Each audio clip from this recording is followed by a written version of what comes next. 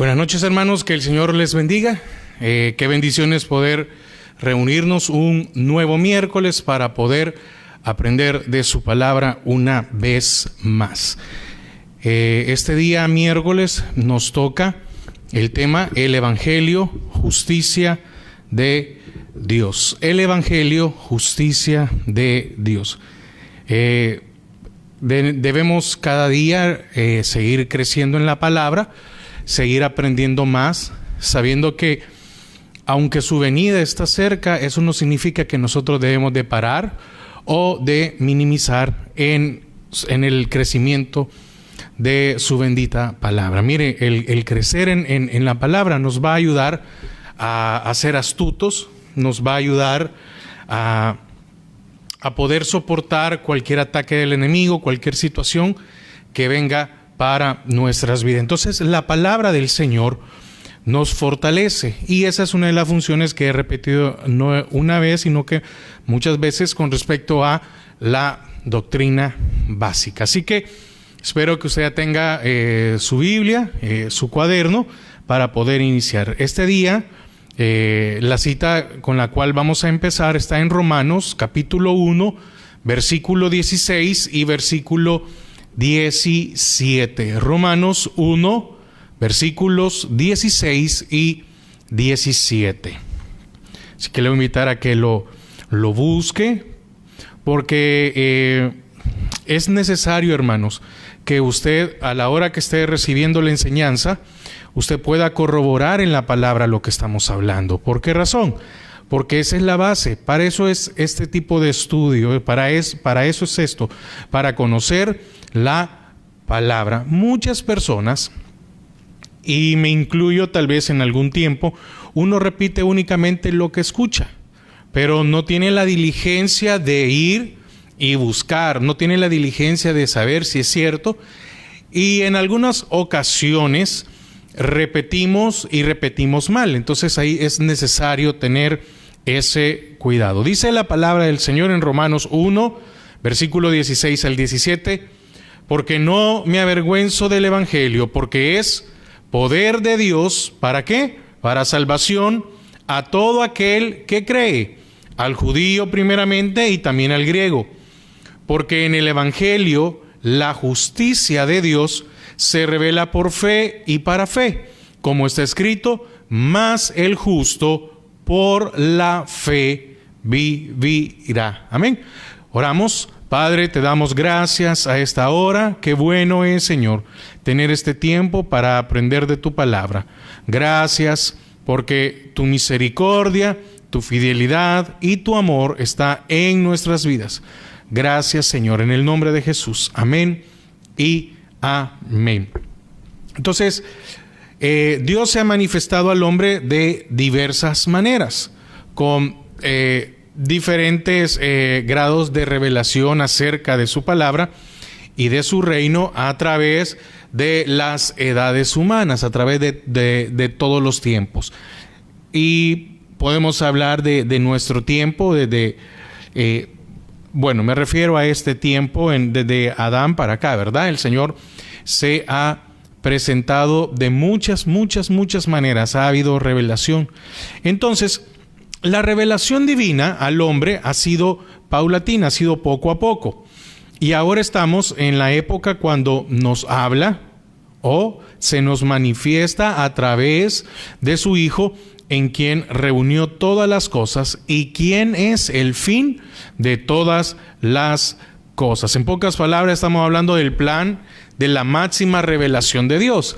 Fíjese, a los israelitas se les, para hacer un ejemplo, a los israelitas se les mostró para muchos de ellos como una nube o una columna de fuego.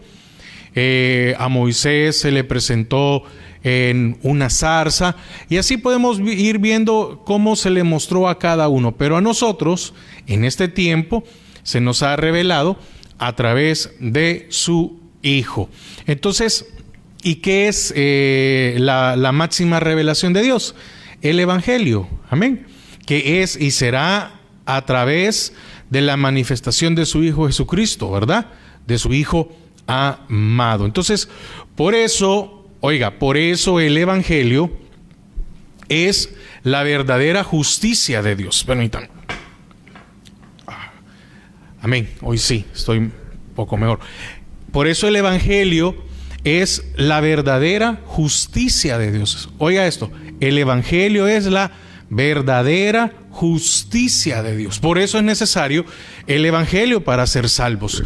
Vuelvo a leer otra vez Romanos 1:17. Dice, porque en el Evangelio la justicia de Dios, porque en el Evangelio la justicia de Dios se revela por fe y para fe, como está escrito, mas el justo por la fe vivirá, que también lo dice Habacuc. Entonces, por eso el Evangelio es la verdadera justicia de Dios. ¿Por qué? Porque por medio del Evangelio es el medio por el cual se juzgará a todos los hombres. Y el Evangelio es Jesucristo. Romanos 2:16. Romanos, acompáñeme a Romanos 2:16.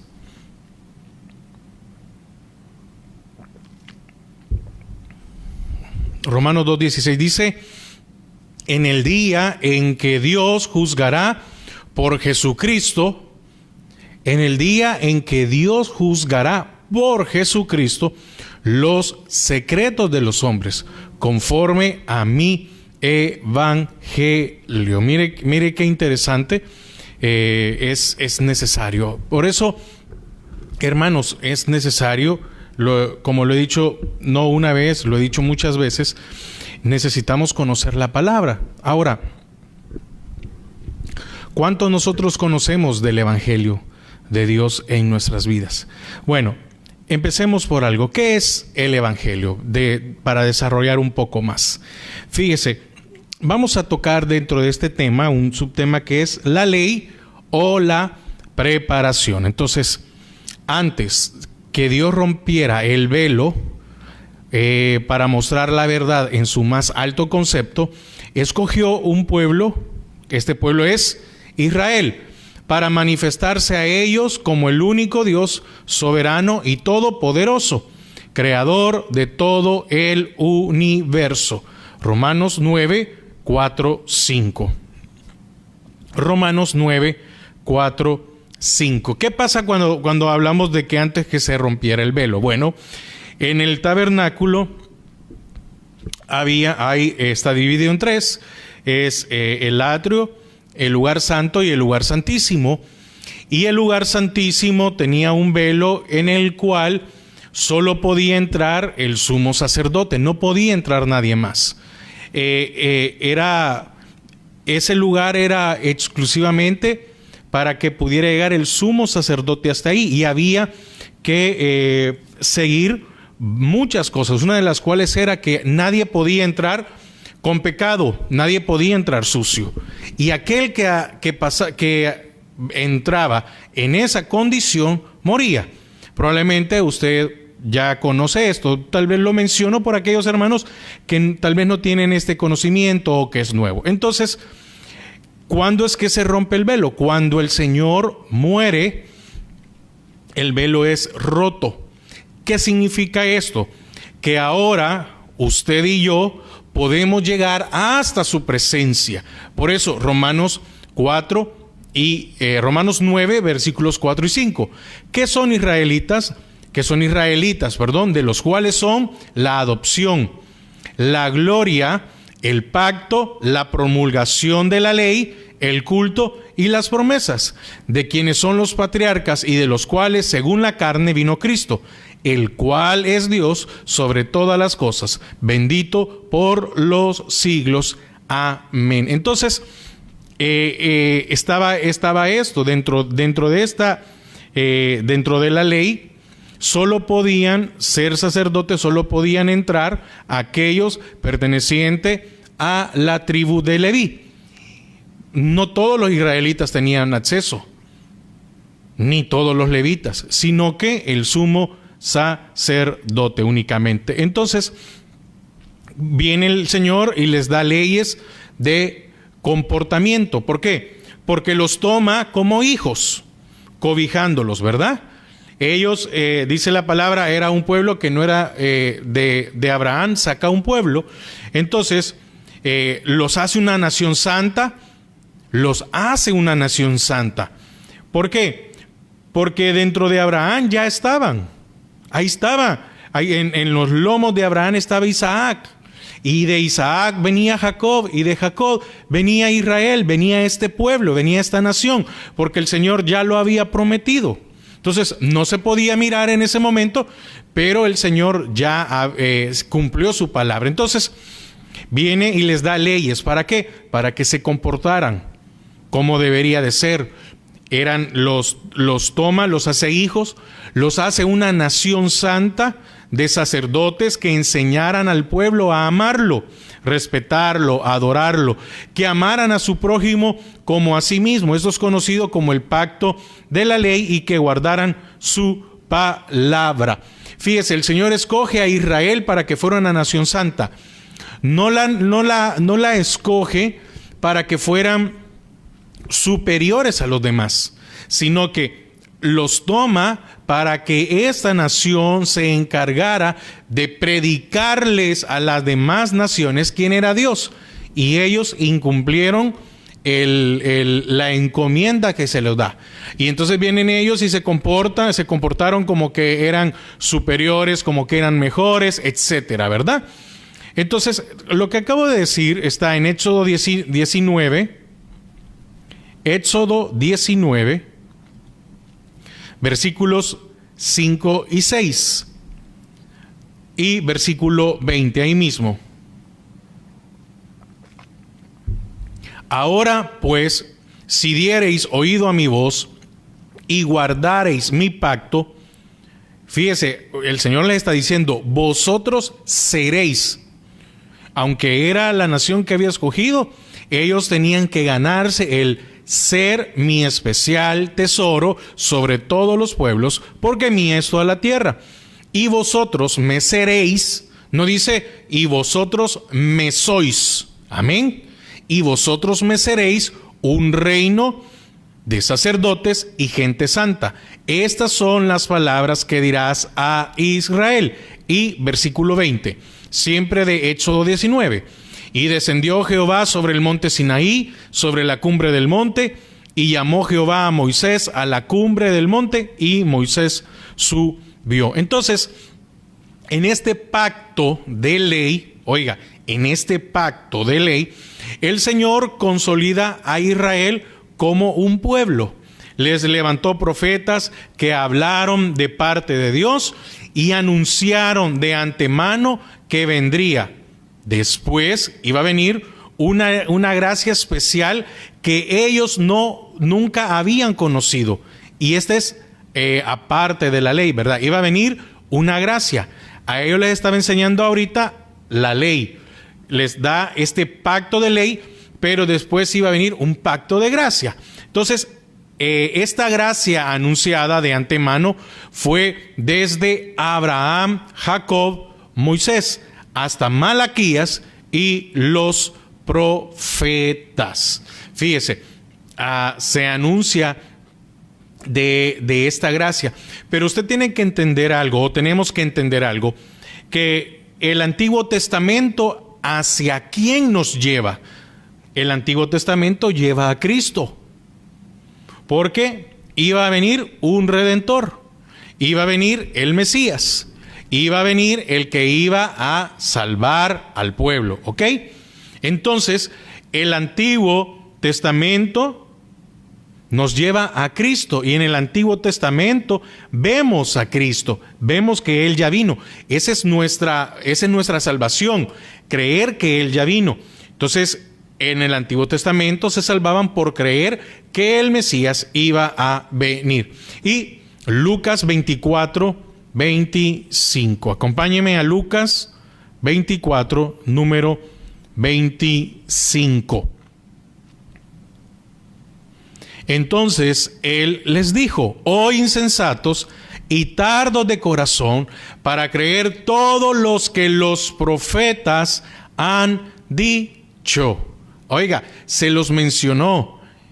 Y ya cuando él estaba aquí, les dice: oh insensatos y tardos de corazón para creer todo lo que los profetas han dicho. Entonces, esta gracia iba a manifestarse en una persona llamada, ¿quién? El Cristo, su Mesías o Salvador.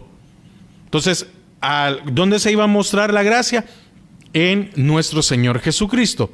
Y Pedro escribe que estos profetas indagaron e inquirieron diligentemente. Primera de Pedro capítulo 1, versículo 10 al 12. Primera epístola de Pedro, capítulo 1, versículos 10 al 12.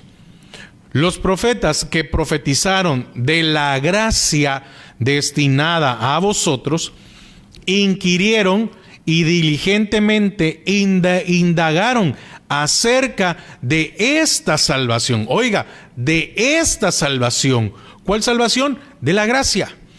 Escudriñando qué persona y qué tiempo indicaba el Espíritu de Cristo que estaba en ellos, el cual anunciaba de antemano los sufrimientos de Cristo y las glorias que vendrían tras ellos. A estos se les reveló que no para sí mismo, sino para nosotros, administraron la palabra, administraron los procesos, amén, que ahora os son anunciadas por los que os han predicado el Evangelio por el Espíritu Santo enviado desde el cielo, cosas en las cuales anhelan mirar los ángeles. Entonces dice Pedro, estos profetas indagaron e inquirieron diligentemente acerca de esta salvación. Entonces también nosotros debemos diligentemente, porque no hay otra palabra, indagar e inquirir en su palabra. Y no solo como muchos hacen ahora, que se enfoca solo en lo escatológico, ¿verdad? Y en lo que va a pasar, esto y aquello, y descuidamos también el hecho de el Evangelio. Amén. Entonces, se manifestaría aquel personaje glorioso, enviado del Padre Jehová Dios, que traería esta buena nueva. Entonces, por esto concluimos categóricamente que el fin de la ley es Cristo para justicia a todo aquel que en él cree. Romanos 10:4. Romanos 10:4. Y dice, porque el propósito, por el propósito por el cual fue hecha la ley es Cristo, para justicia a todo aquel que cree. Entonces, vemos también la manifestación de Cristo como siguiente subpunto respecto al Evangelio. Entonces hemos visto que el Evangelio es justicia de Dios. ¿Por qué justicia? Porque la palabra dice que aquel que confesare con su boca que Jesús es Dios y creyere en su corazón, será salvo. Que le levantó de los muertos, dice, será salvo. Es justicia. ¿Por qué? Porque yo creí. Entonces es quitada la condenación sobre nuestras vidas. ¿Por medio de qué es que nosotros ahora creemos en el Señor? Por medio de su Evangelio. Entonces, y ahora se da el tiempo de la manifestación de Cristo. Y Cristo se manifiesta en la persona de Jesús, aparentemente, guarde esto para más adelante, aparentemente hijo de José y María, ¿verdad? Ya vamos a ver por qué ocupamos este aparentemente. Ahora, literal, dentro del subpunto, la manifestación de Cristo. El llamado para formar su discipulado. El llamado para formar su discipulado. Entonces, notamos que en el Evangelio de Juan, capítulo 1, Jesús comenzó a llamar a sus escogidos y formar así su discipulado. Esto lo vemos en Juan 1 entre el 35 al 51. Juan 1, de los versículos 35 al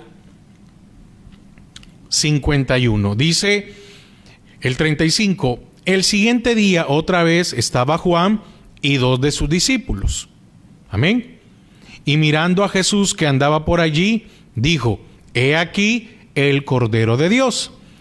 Le oyeron hablar los 2 discípulos y siguieron a Jesús. Y volviéndose Jesús y viendo que le seguían, les dijo: ¿qué buscáis? Ellos le dijeron: Rabí, que traducido es maestro, ¿dónde moras? Les dijo: venid y ved. Fueron y vieron dónde moraba, y se quedaron con él aquel día, porque era como la hora 10. Andrés, hermano de Simón Pedro, era uno de los 2 que habían oído a Juan y habían seguido a Jesús. Está hablando de Juan el Bautista. Este halló primero a su hermano Simón y le dijo: hemos hallado al Mesías, que traducido es el Cristo. Y le trajo a Jesús, y mirándole Jesús dijo: tú eres Simón, hijo de Jonás, tú serás llamado Cefas, que quiere decir Pedro. Entonces aquí vemos a Andrés y a Pedro. En el 43 en adelante vemos el llamamiento de Felipe y de Natanael. El siguiente día quiso Jesús ir a Galilea y halló a Felipe y le dijo: sígueme. Mire qué increíble, ¿verdad? Qué poder del Señor para decirle a un hombre: sígueme. Y Felipe era de Betsaida, la ciudad de Andrés y Pedro. Y Felipe halló a Natanael y le dijo: hemos hallado a aquel de quien escribió Moisés. ¿En qué? En la ley. El propósito de la ley era llevar a Cristo. Oiga, así como los profetas, a Jesús, el hijo de José de Nazaret. Oiga, repito otra vez ese versículo 45 para darse cuenta que aquí está una base de lo que... otra base de lo que le he venido compartiendo, pero dice, en el 45, Juan 1, 45, hemos hallado a aquel de quien escribió Moisés en la ley, así como los profetas. Moisés y los profetas. ¿Y qué les dijo el Señor en la cita anterior que leímos? Oh insensatos y tardos de corazón, para no creer lo que escribieron los profetas. Entonces, volviendo a la lectura, Juan 1:46, Natanael le dijo: ¿de Nazaret puede salir algo bueno? Le dijo Felipe: ven y ve. Cuando Jesús vio a Natanael que se le acercaba, dijo él: he aquí un verdadero israelita en quien no hay engaño. Le dijo Natanael: ¿de dónde me conoces? Respondió Jesús y le dijo: antes que Felipe te llamara, cuando estabas debajo de la higuera te vi. Respondiendo Natanael y le dijo: Rabí, tú eres el Hijo de Dios, tú eres el Rey de Israel. Respondió Jesús y le dijo: porque te dije, te vi debajo de la higuera, ¿crees? Cosas mayores que estas verás. Y le dijo: de cierto os digo, de aquí en adelante veréis el cielo abierto y a los ángeles de Dios que suben y descienden sobre el Hijo del Hombre. Entonces, pero previamente a esto, Jesús había sido reconocido por un profeta, Juan el Bautista, para que se cumpliese lo dicho acerca de él. Entonces, para estas citas, para que usted las pueda estudiar, está Marcos 1, 2 y 3, como está escrito en Isaías el profeta: aquí yo envío mi mensajero delante de tu faz, el cual prepara tu camino delante de ti. Voz del que clama en el desierto: preparad el camino del Señor, enderezad sus sendas. Porque Juan tuvo este hermoso privilegio de preparar el camino del Señor. Malaquías 3:1. He aquí, yo envío mi mensajero, el cual prepara el camino delante de mí. y vendrá súbitamente a su templo el Señor a quien vosotros buscáis, y el ángel del pacto a quien deseáis vosotros. Aquí viene, ha dicho Jehová de los ejércitos. Y esta es la profecía, parte también está en Isaías 43. Entonces, y muchas más profecías. Ahora, ¿quién es este hombre? Repito, Juan el Bautista, un profeta, un hombre escogido por Dios para preparar el camino del Señor. Entonces, Juan el Bautista es el más honrado de todos los profetas. Lo identifica y lo señala y da testimonio de él. Acompáñeme a Juan 1. Juan 1, versículos 25 al 27.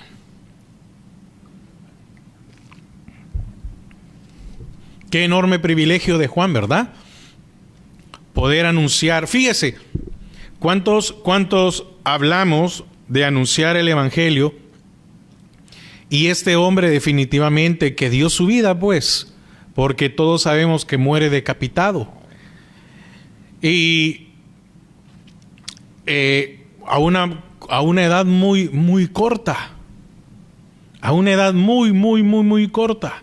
Recuerde que se llevaban 6 meses de diferencia. Entonces, muere joven Juan el Bautista.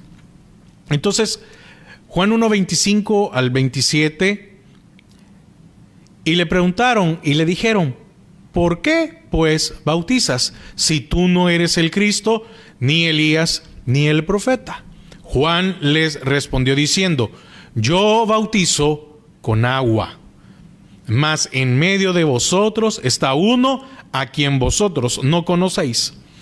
Este es el que viene después de mí, el que es antes de mí, del cual yo no soy digno de desatar la correa del calzado. Amén. Estas cosas sucedieron en Betábara, al otro lado del Jordán, donde Juan estaba bautizando. Amén. Y ahí mismo, retrocediendo un poquito, el versículo 19 dice, este es el testimonio de Juan, cuando los judíos enviaron de Jerusalén sacerdotes y levitas para que le preguntasen, ¿tú quién eres? Confesó y no negó, sino confesó, yo no soy el Cristo. Y le preguntaron, ¿qué pues? ¿Eres tú Elías? Dijo, no soy. ¿Eres tú el profeta? Y respondió, no. Le dijeron, pues, ¿quién eres? Para que demos respuesta a los que nos enviaron. ¿Qué dices de ti mismo?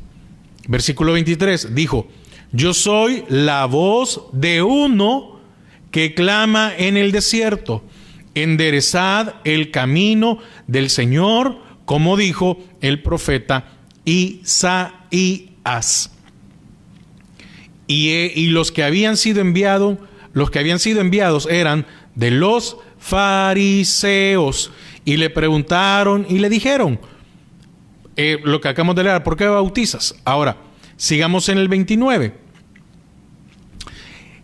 El siguiente día vino Juan a Jesús, que venía a él, y le dijo, he aquí el Cordero de Dios que quita el pecado del mundo.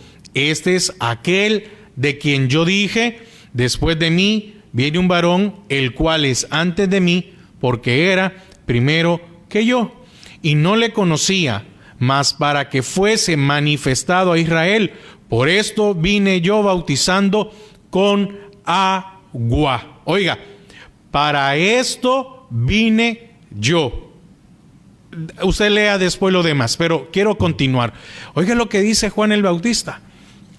Hermanos, el propósito de Juan aquí en la tierra fue consagrarse. ¿Por qué? Porque había que preparar el camino, había que predicar el Evangelio. El Evangelio traería salvación. Y ¿cuántos de nosotros pensamos en las cosas de este mundo? ¿Y cuántos queremos alcanzar cosas materiales? y escuchar o leer lo que dijo Juan. Para esto vine yo. Oiga, para esto vine yo, y cumplió su tiempo y fue quitado porque era necesario que apareciera Jesús.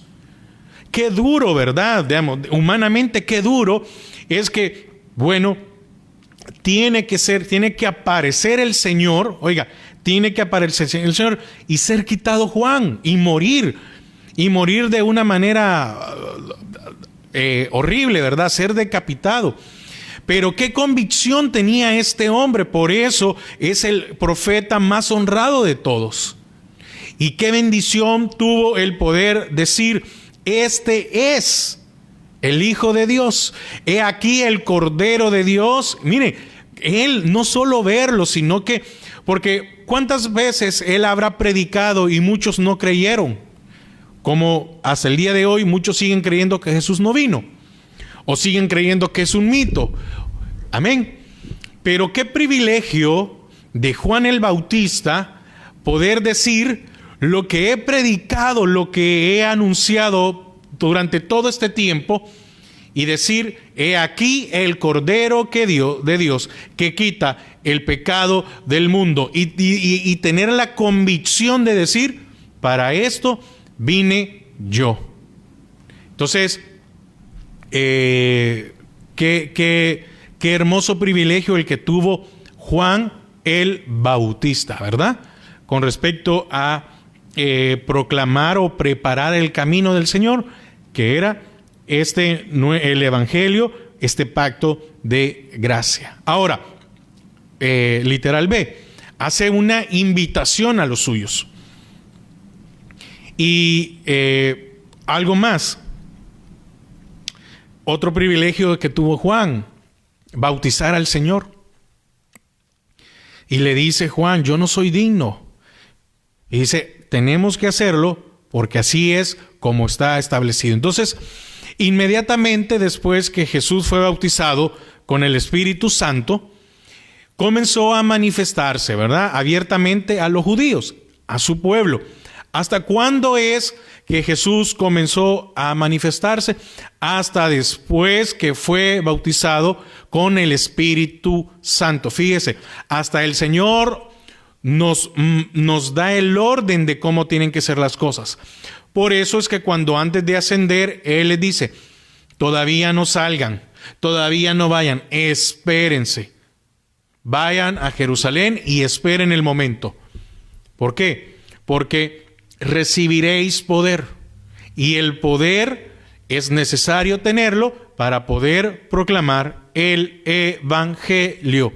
Mire, el respaldo de Dios es importante en nuestras vidas para las cosas que tenemos que hacer, y muchas veces nosotros nos queremos saltar el respaldo de nuestra autoridad, el respaldo de Dios. ¿Por qué? Porque es lo que nos va a ayudar a afrontar cualquier dificultad. Cuando el Señor manda a sus discípulos, ¿quién los envió? Jesús.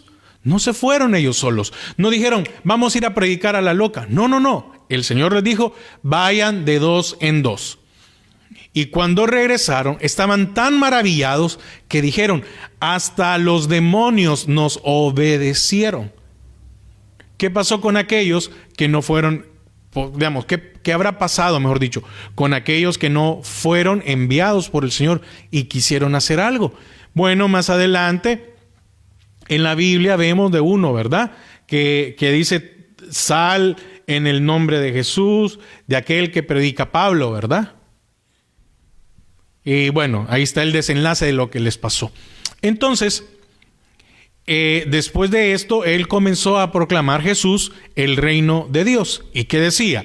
Que estaba en medio de ellos y que venía a proclamar buenas nuevas de salvación, libertad a los cautivos, vista a los ciegos, el año agradable del Señor, etc. Eso está en Lucas 4, del 16 al 30. Lucas 4, del 16 al 30.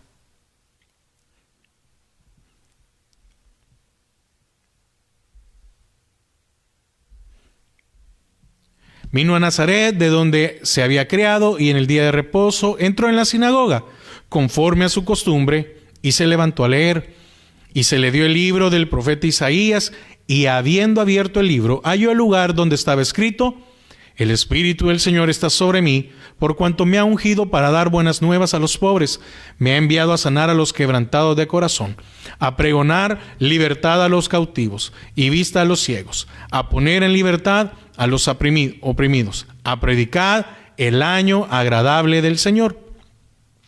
Y enrollando el libro, lo dio al ministro y se sentó, y los ojos de todos en la sinagoga estaban fijos en él, y comenzó a decirles: Hoy se ha cumplido esta escritura delante de vosotros. Y todos daban buen testimonio de él y estaban maravillados de las palabras de gracia que salían de su boca, y decían: Oiga, ¿no es este el hijo de José? Él les dijo: Sin duda me diréis ese refrán: Médico, cúrate a ti mismo. De tantas cosas que hemos oído que se han hecho en Capernaum, haz también aquí en tu tierra. Y añadió: De cierto os digo que ningún profeta es acepto en su propia tierra, y en verdad os digo que muchas viudas había en Israel en los días de Elías, cuando el cielo fue cerrado por 3 años y 6 meses, y hubo una gran hambre en toda la tierra. Hoy, póngale atención a esto. Pero a ninguna de ellas, es decir, había escasez de alimento en Israel, pero ninguna de ellas, a ninguna viuda de Israel fue enviado Elías, sino a una mujer viuda en Sarepta de Sidón. Y muchos leprosos había en Israel en tiempo del profeta Eliseo, pero ninguno de ellos fue limpiado, sino Naamán el sirio. Al oír estas cosas, todos en la sinagoga se llenaron de ira y levantándose, le echaron fuera de la ciudad y le llevaron hasta la cumbre del monte sobre el cual estaba edificada la ciudad de ellos, para despeñarle, para matarlo. Mas él pasó por en medio de ellos y se fue. Entonces aquí vemos cómo su pueblo comienza a rechazarlo como su Mesías, como su rey y como su Salvador. Y literal C, su testimonio. Entonces, a pesar del gran testimonio que Jesús le mostraba con su vida santa, sus palabras, sus doctrinas, sus milagros, sus maravillas, su poder, su confirmación de las Escrituras, aún explicándoles que Él era el enviado del Padre, los judíos no veían sino solo a Jesús, el Nazareno, el hijo de José y de María. Y fíjese,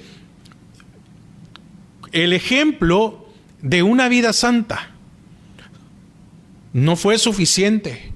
No podían encontrar nada malo en él. No fue suficiente. Ok, sus palabras. Recuerde que a los 12 años se sentó con los maestros de la ley y empezó a hablar con ellos, y se maravillaban de lo que él decía, del conocimiento que tenía. Mostró su doctrina. Y aquí estamos hablando cosas, hasta aquí estamos hablando cosas que decimos, cualquiera lo puede hacer. Ok, vino él, hizo milagros, hizo maravillas, tenía poder, confirmó con sus actos y sus palabras, confirmó lo que estaba en las Escrituras. Viene todavía y les explica que él era el enviado del Padre, y no le creyeron, sino que para ellos era solamente Jesús el Nazareno, el hijo de José y de María. ¿Qué pasa con esto? No podían ver su gloria divina que estaba detrás del hombre Jesús. Fíjese, en algún momento creo que más de alguno ha dicho o ha pensado o ha creído esto: qué bendición hubiera sido estar en el tiempo de Jesús, para haberlo visto cara a cara, para conocerlo, para oír su voz, sus enseñanzas. Y yo le pregunto, ¿pero qué hubiera pasado si uno de nosotros se hubiera comportado como uno de estos, que no creyeron a pesar de todas las cosas? O que hubiéramos buscado al Señor por necesidad, o porque teníamos hambre, enfermedad o alguna escasez, queriendo ver únicamente un milagro.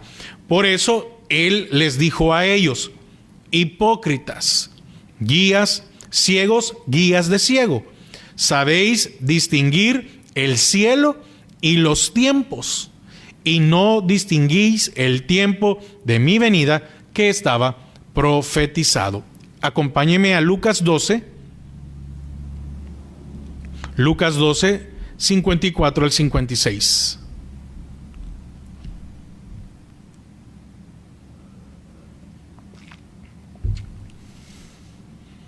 Decía también a la multitud.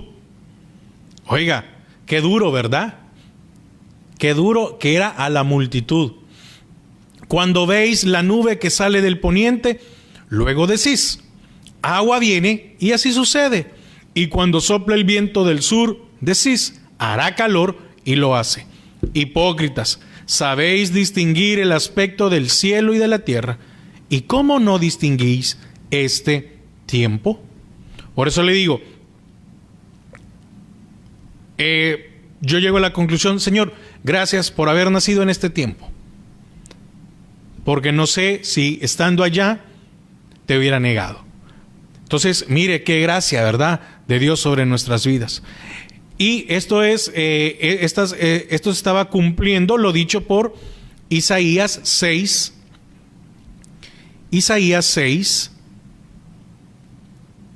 versículos 9 y 10. Isaías 6, 9 y 10. Y dijo: anda y di a este pueblo, oíd bien y no entendáis, ver por cierto, mas no comprendáis.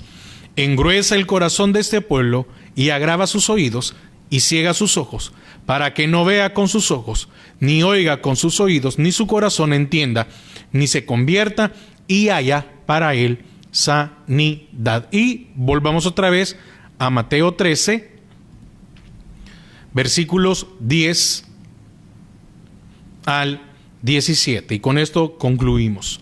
Mateo 13, del 10 al 17. Aquí estamos en el propósito de las parábolas. Entonces, acercándose los discípulos, le dijeron: ¿por qué les hablas por parábolas?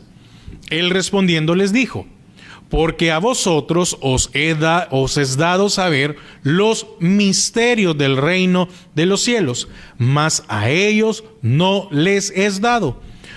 Porque a cualquiera que tiene se le dará y tendrá más, pero al que no tiene, aun lo que tiene, le será quitado. Por eso les habló por parábolas, porque viendo no ven, y oyendo no oyen ni entienden. Por eso le decía, imagínense pudiendo haber sido parte de este grupo que viendo no hubiéramos visto y escuchando no hubiéramos oído.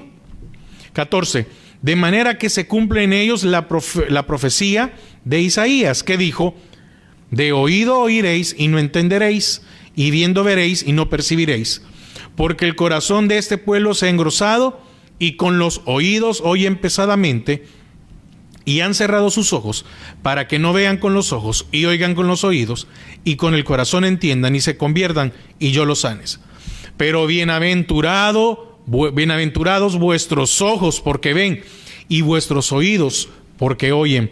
Porque de cierto os digo que muchos profetas y justos desearon ver lo que veis y no lo vieron, y oír lo que oís y no lo oyeron. Y entonces así siguió hablándoles a través de parábolas, y señales encubiertas. Pero déjeme decirle algo: usted y yo hemos leído, hemos oído, pero un día veremos a nuestro Salvador y a nuestro Redentor.